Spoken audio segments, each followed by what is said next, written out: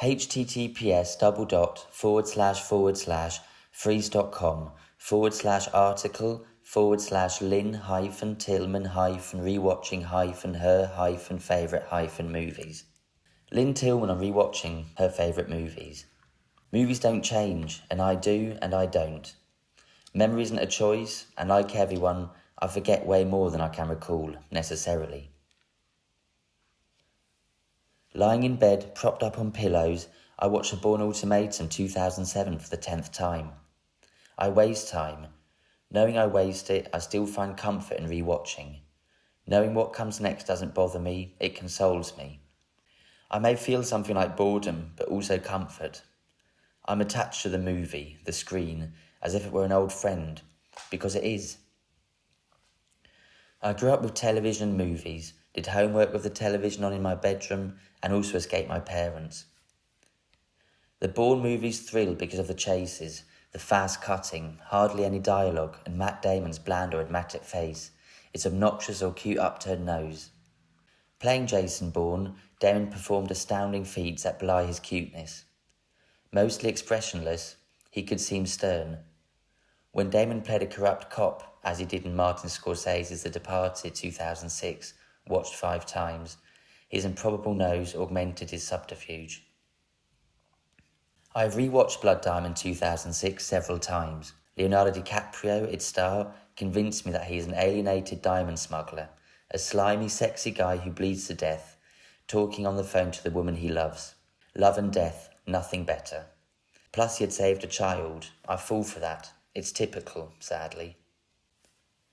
Francis Ford Coppola's The Godfather 1972, a Bildungsroman of the Mafia, has more story than most of the films I rewatch, in its entirety 8 or more times. The Godfather's allure lies in its actors' brilliance. Marlon Brando, Al Pacino, the ensemble, the cinematography, immigrant story, a family romance, loyalty to the clan. I first devoured that family romance in Luchino Visconti's Rocco and His Brothers, 1960, and saw it in a movie theatre 3 times. Before then, I never had seen men embracing, crying, and loving their mama beyond words. Finally, though, this hardcore post-war neo-realist film and the poverty and despair of its downtrodden family denied me any pleasure. Also, there were no reruns on television. I avidly followed HBO's series The Sopranos, 1999 to 2007, which played for 6 seasons. Early on, Tony Soprano's sad, troubled side moved me more than his ugly side. Later, he repulsed me. All the major characters, even some minor ones, transformed during those years.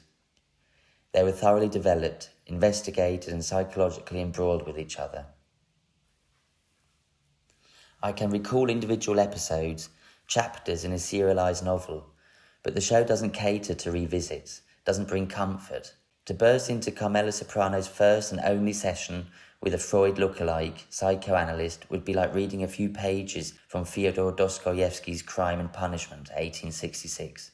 Pointless, and I can't return to The Godfather, The Sopranos killed the mafia movie romance. In The Last of the Mohicans, 1992, 6 times, Daniel Day-Lewis saved almost everyone.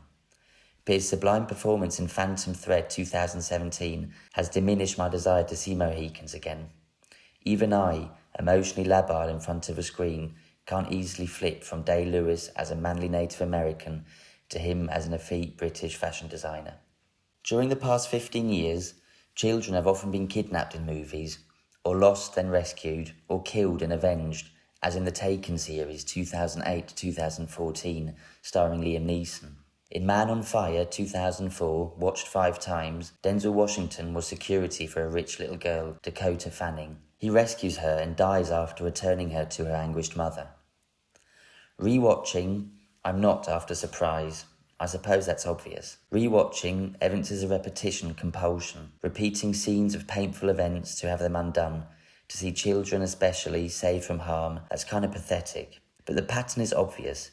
Good triumphs, melancholy attends, and there's some bizarrely athletic heroism. I don't feel nostalgia for my past. It wasn't better, I was just younger. Good winning over bad, right over wrong, I'm nostalgic for that.